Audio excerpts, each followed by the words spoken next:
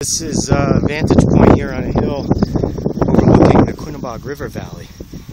You can see I'm not quite at the elevation of that far ridge over there, but if I turn around, there's actually a ridge off in the distance. I don't know if you can see that through the trees, but there's a ridge off in the distance that is roughly the same level.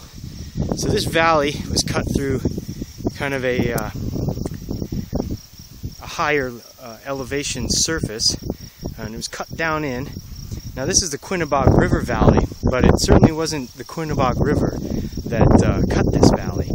It was something much larger. Well, for one thing, the valley reflects the underlying rock structure, as we'll talk about, the orientation of the folds and the faults in the rock. But the valley also reflects the influence of the glaciers.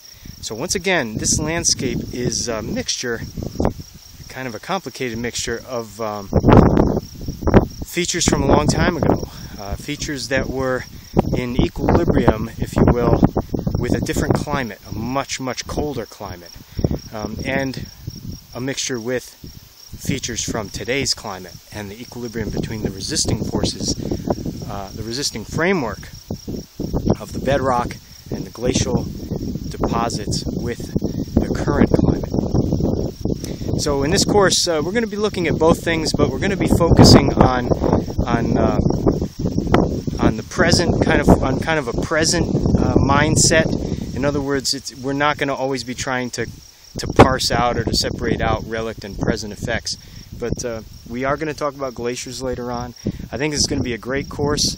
Of course, we're not going to be in the field like I am today, although I'd encourage you to look at the extra credit project and maybe make a little field video or something if you're going somewhere interesting this summer.